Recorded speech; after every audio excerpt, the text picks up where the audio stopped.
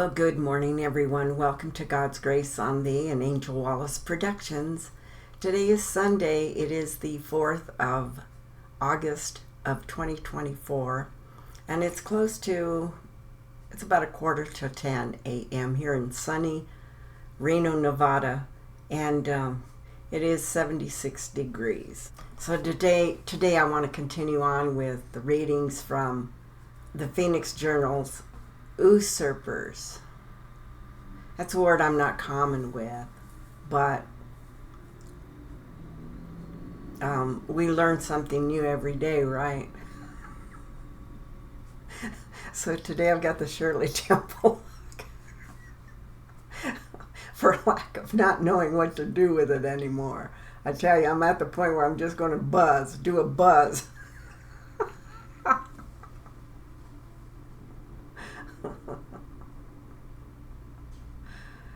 Goodness. Okay, so it was interesting. We got to find a little bit about O.J. Simpson, right?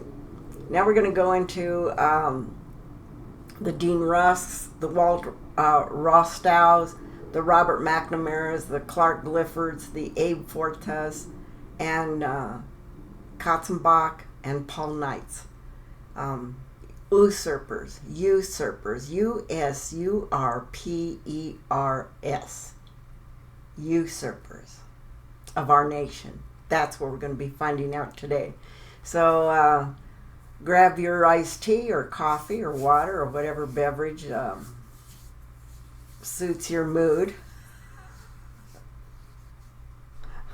I happen to be doing coffee this morning, and my first, actually, and I've been up for quite some time trying to get ready and trying to figure out where did I lose my way, because there are so many books and so many chapters, and I do write them down, but sometimes I get to reading things prior to, and they don't make sense to me, but I have to go back into the video sometimes just to figure out where I left off, even though I do write things down. So today we're going to go back into chapter 9.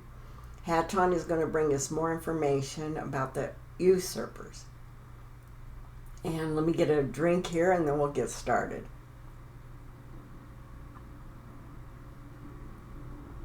Yum. I like my coffee. From chapter 9, recording 2, Hatton, Sunday, June 26, 1994. 11:41 a.m., year 7, day 314. Names to note in this offering. So those are the names that are directly responsible what has taken place.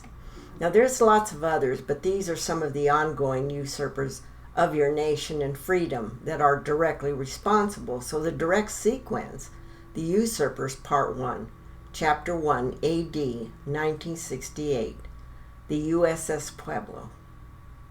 The year 1968, which Americans expect to end in victory for some party or independent group among us, began with defeat and humiliation for us all.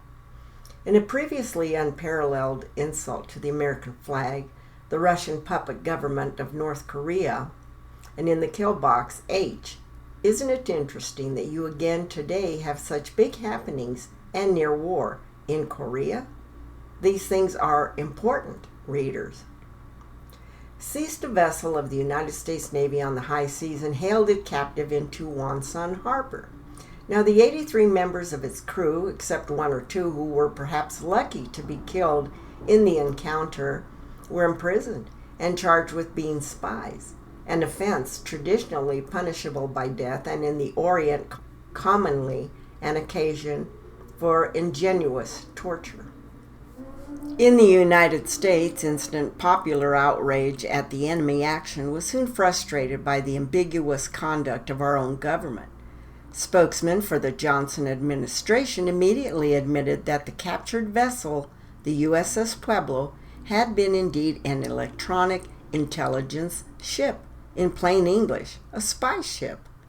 Now this admission at once virtually precluded any possibility of the immediate release of the vessel and her crew, which Secretary of State Dean Rusk said the administration was working to obtain. As if to guarantee the failure of any such effort, Secretary Russ said, "We would like to see the Russians give us some help in this." Well, from the outset of the Pueblo incident, Washington's position was in effect, number one, we were indeed trying to spy on Russian-dominated North Korea. And two, we hoped the Russians would be good enough to help us get our spy ship back. It is rather as if a policeman tried to investigate the activities of a housebreaker and then begged the gang leader to make his man give back the flashlight he had snatched in the scuffle. The simile is hardly dignified. Neither was the conduct of the Johnson administration, nor Secretary Rusk's language. To reporters, Rusk said, "My advice to the North Koreans is to cool it." Well, this advice had as little effect on the Russian puppets in Pyongyang as if it had indeed some from a San Francisco hippie.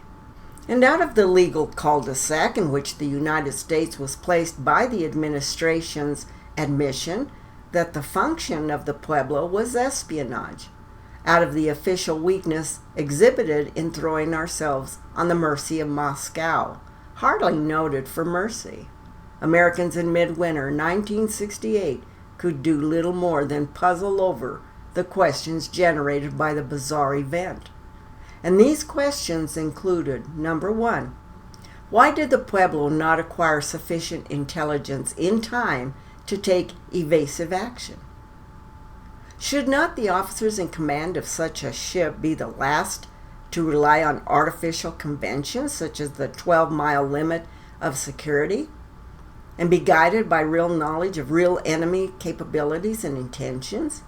And how on earth can be ultra-sophisticated instrument of an ultra-sophisticated intelligence agency let itself be taken by surprise? Well, since intelligence covers intent as well as ability, it may be said that Commander Lloyd M. Butcher had no reason to suspect that the North Koreans would attack the Pueblo. Russian trawlers prowl continually in American waters without our attacking them, though we know that they too are in reality electronic intelligence ships. There are several reasons that the United States Navy doesn't apprehend Russian trawlers. One is that we are supposed to be afraid of the consequences. Why were not the Russian-dominated North Koreans afraid of the consequences of seizing the Pueblo? And what gave them the confidence to twist the nuclear American tiger by the tail? Did they have advance assurance that the operation would be as painless for them as in fact it turned out to be? In the kill box, H. Is it possible that the United States was surrendered to the Soviets well over 29 years ago instead of 9? Ponder it. And 2, if initial news reports were factual, why has no armed resistance made to the North Korean attack on a vessel of the United States Navy? The Pueblo itself, according to first reports, offered no resistance. Armed with 2 or 3 .50 caliber machine guns, accounts vary, it kept them under canvas. Time. Tied down with their muzzles pointing inward. Newsweek. Speculation was that wounds suffered by 4 members of the crew resulted from efforts to destroy esoteric equipment on board rather than from fighting enemy boarders. Later accounts denied the complete passivity of the Commander Butcher and his men.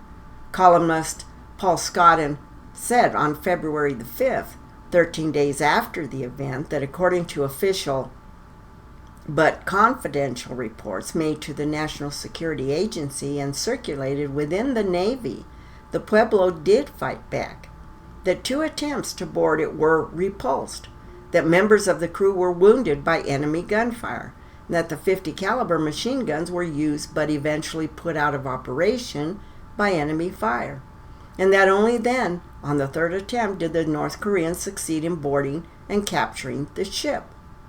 But whether the officers and men of the Pueblo made a gallant defense or none, they could not and did not make an adequate one. The prize was towed to the Russian submarine base of Wonsan, Korea.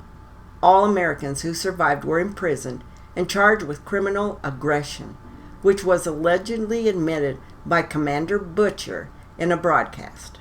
And the broadcast was quickly branded as a fake by those who knew Butcher and knew the English language. What is not open to question is that the Pueblo got no help from either the U.S. Navy or the U.S. Air Force. Navy fighting craft in the Far East were still too far from the scene. Why? The Air Force, with bases in both nearby South Korea, 5 to 10 minutes jet flying time, and the intermediate range Japan, 30 to 45 minutes flying time, was helpless, in part because the planes otherwise suitable for such a mission were armed only with nuclear weapons, which the United States is committed not to use for any foreseeable reason, and which certainly would have been inappropriate for rescuing the Pueblo. Now, this explanation of the Air Force's inactivity raises far more questions than it answers. One being, do not available fighter planes have permanently installed weapons, machine guns, cannons, sidewinders, which would have been helpful in strafing the Pueblo's captors? And if not, why not? It is assumed for 20 years that American air and sea power are unrivaled in the world. And such a standard source of information as the Columbia Encyclopedia states soberly in the 3rd edition, 1963.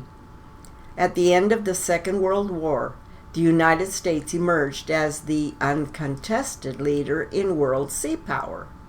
To be sure, Secretary of Defense McNamara had been in the Pentagon only 2 years when that was written, and Lyndon Johnson was not yet president.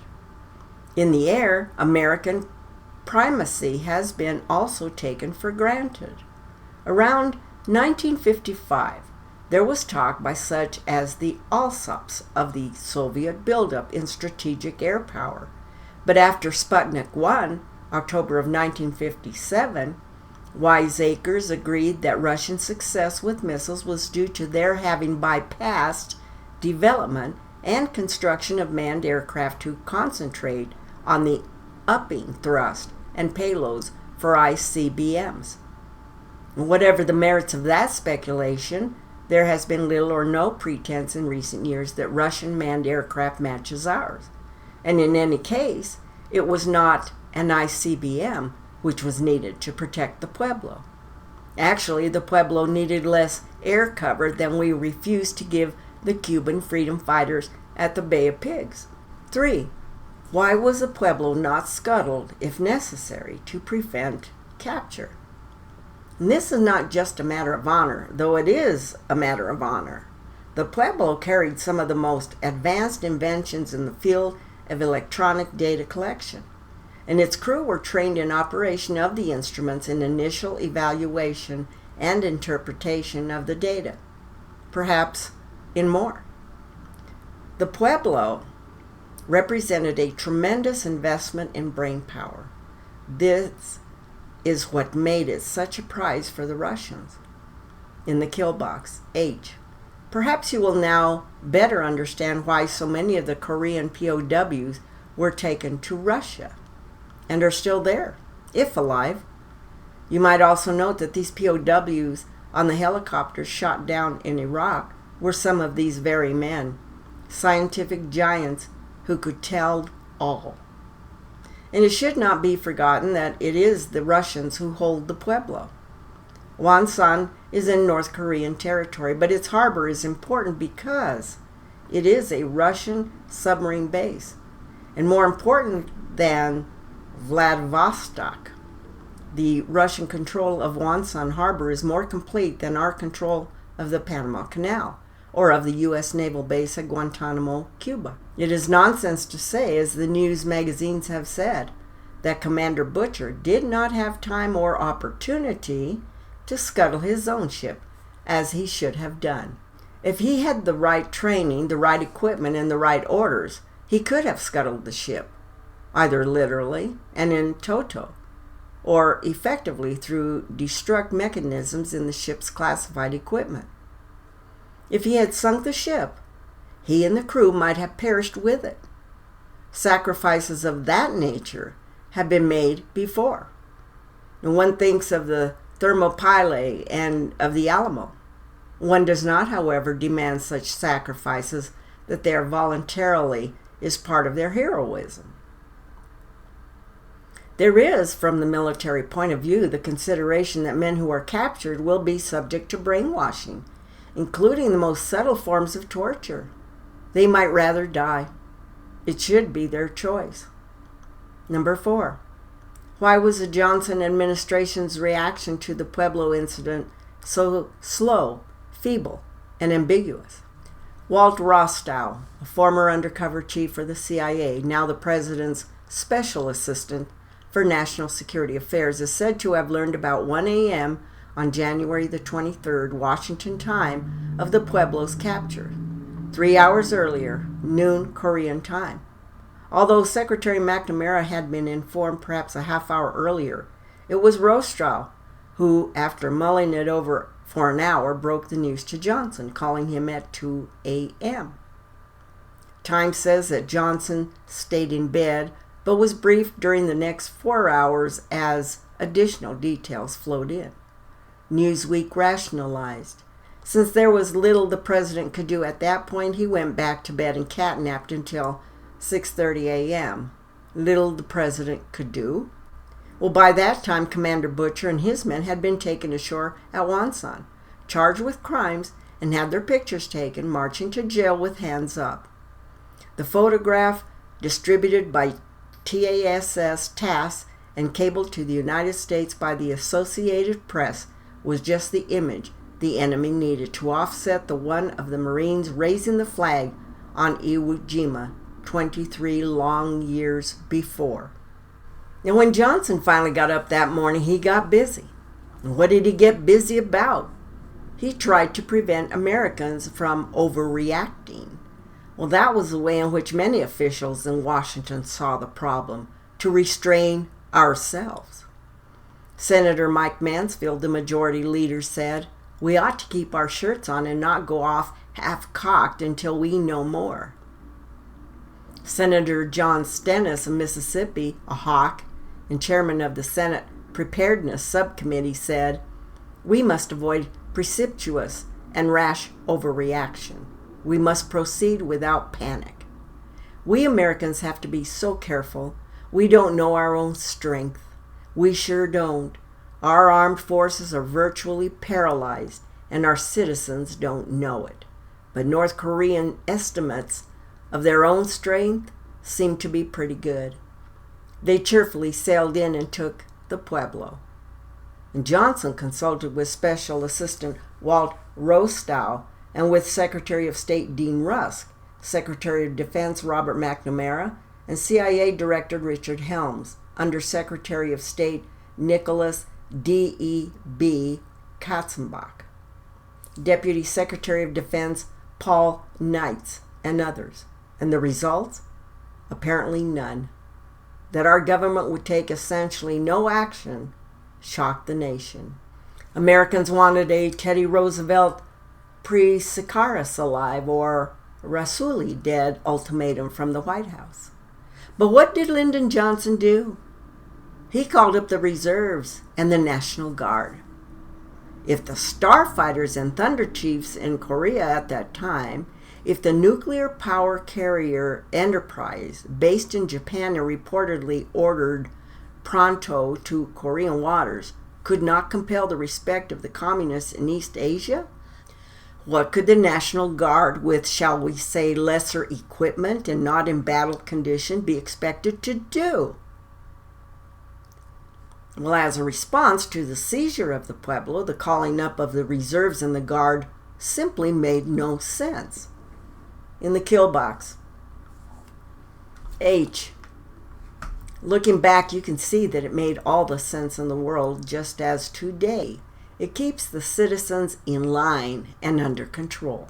That is why there are troops all over your nation now, to keep you, the people, under control as your nation is handed over. And number 5, why did the Johnson administration tell the truth about the Pueblos being a spy ship when it never tells the truth about anything else? Well, the only consequence of such an unnecessary admission was to make the recovery of the vessel and the rescue of the men even more difficult. Recapping our questions. 1. Why did the Pueblo let itself be attacked? 2. Why did none of the armed forces come to its rescue? 3. Why was the ship not scuttled if necessary to prevent capture? 4. Why was Washington so dilatory and ineffectual in its reaction? Surely an underreaction. And 5. Why did Washington admit that the Pueblo was a spy ship? The cynical answer to all these questions is that the Pueblo was deliberately delivered to the Soviets, with most of its equipment intact and most of its highly trained crew in good health. One cannot accept such an answer, can one? If only it were not so hard to find another answer. In the kill box, H.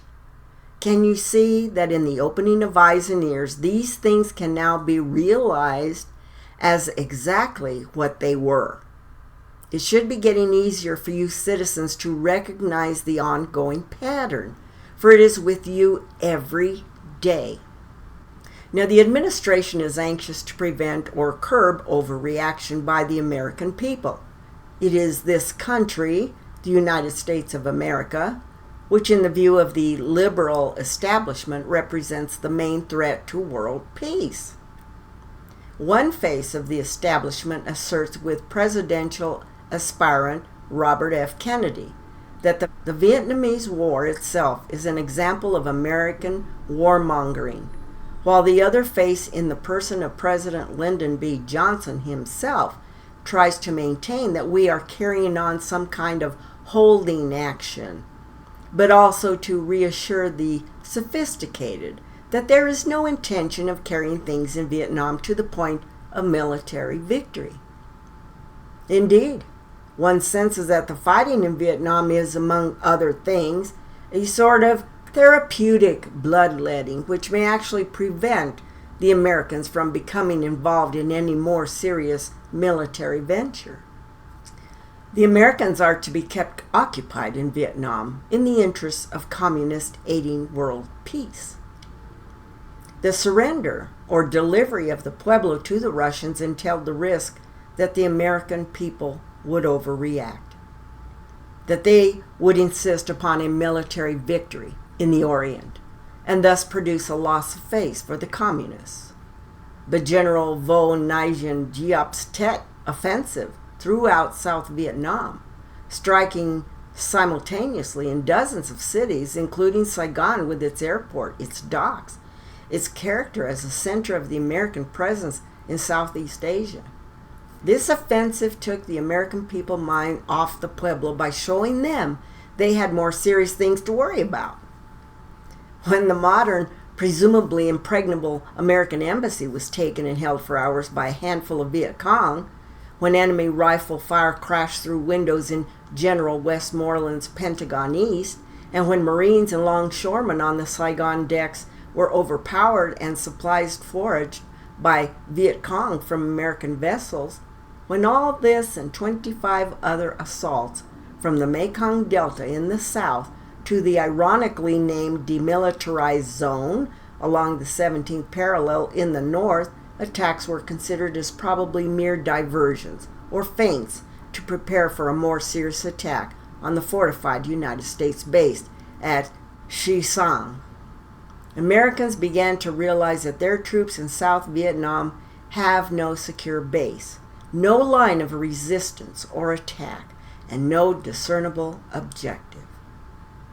Perhaps what we have in Vietnam is 500,000 American hostages, armed expensively but deployed and curbed as they are from Washington, armed to no purpose unless it's to be ultimately to supply General Diop.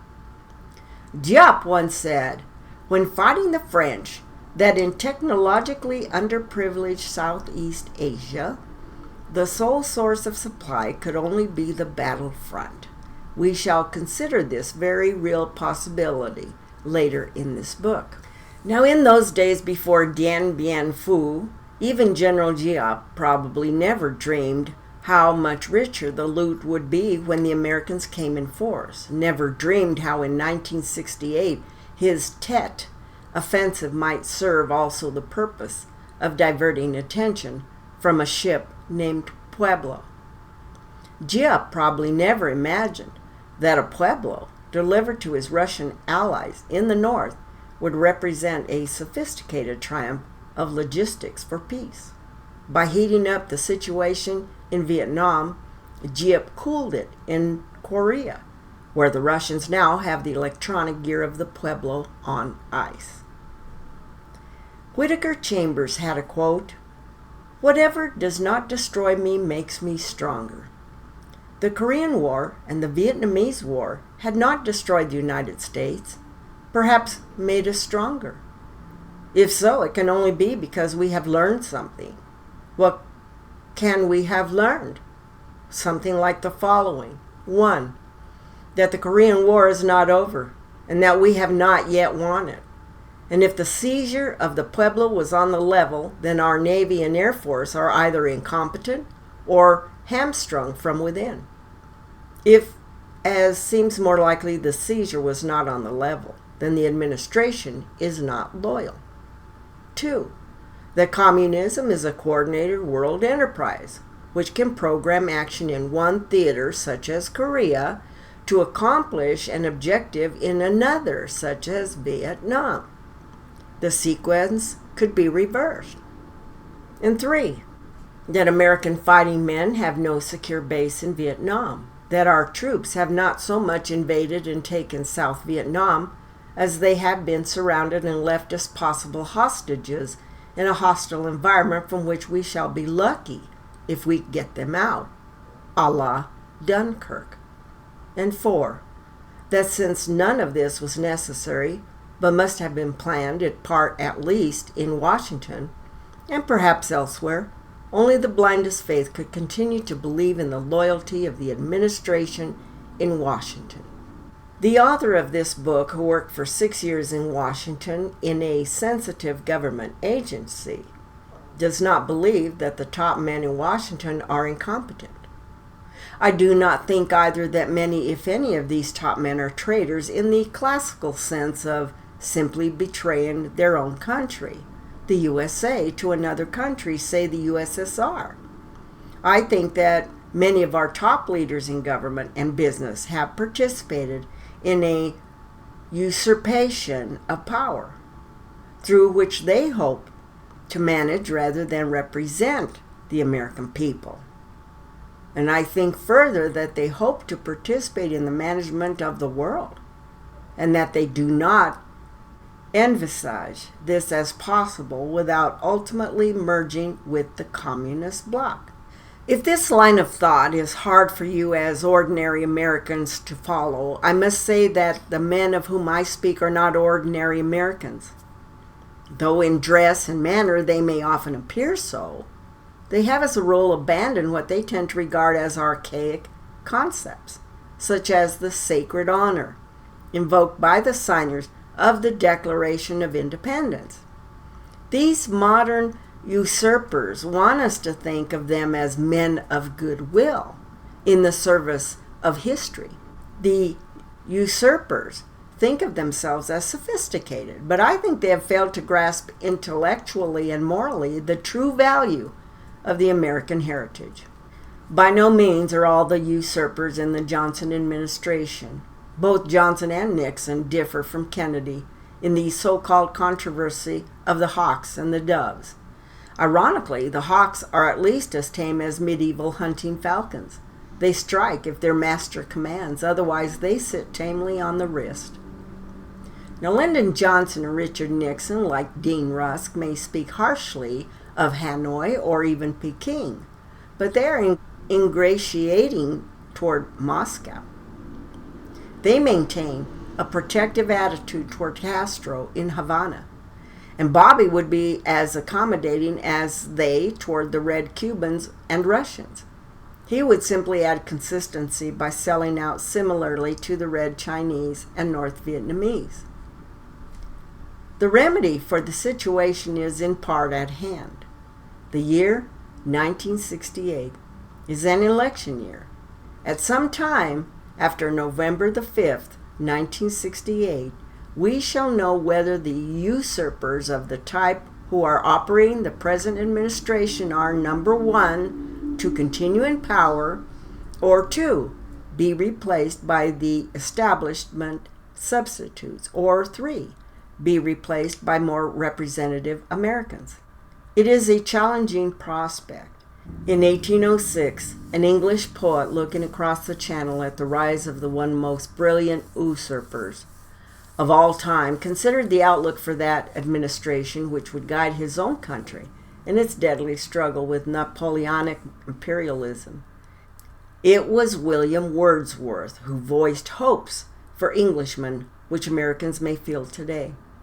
And in his sonnet, November 1806, he also judged the whole tribe of men whose concept of government is to make an accommodation with history, men such as those whom we must judge at the polls in November 1968. In the kill box, H.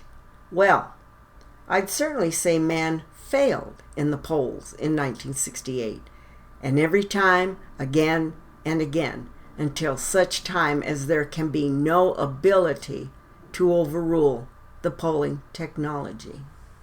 We shall exult if they who rule the land, by men who hold its many blessings dear, wise, upright, valiant, not a servile band, who are to judge of danger which they fear, and honor which they do not understand.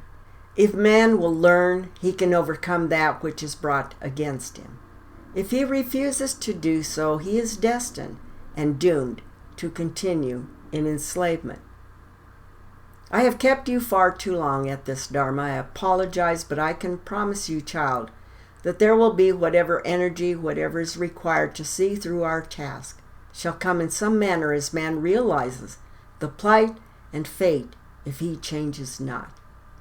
We are writing the records for history, as it must be not according to the way we wish it to be told.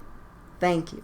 So when we hear all of this, does that not make you wonder how President Trump is going to lead us out of this turmoil? I mean, we have to really think about it. We've been given a lot of information and told how things have been mishandled, so to speak, by usurpers. These people that want to control our world. They care nothing about the American citizen. They don't care about people. Okay, to them, they're just something we can get rid of. That's easy to dispose of in their mind's eye. But it's all for their own plans, okay? Their own worldwide global plans to destroy everything and everyone around them. And it's been taking place over and over and over. But we're now being able to see through that. So my question is, if Trump knows it all, and he has it all, how is he going to make things change so that we no longer are attached to this demonic means of a lifestyle? What are your thoughts? Do you think the same way that I do? Because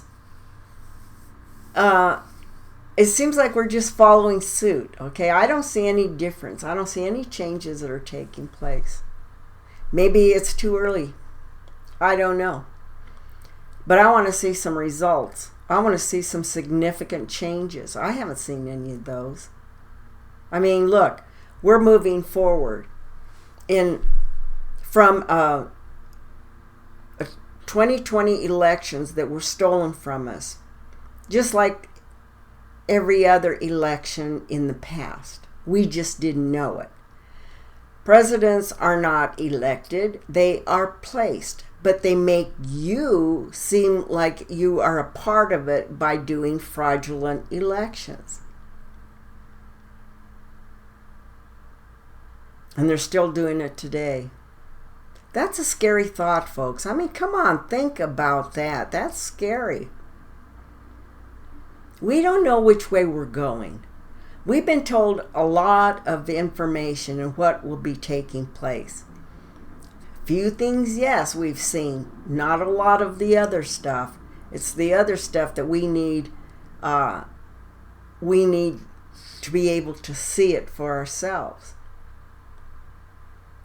Because until then, we're just sweeping everything under the carpet, as far as I'm concerned.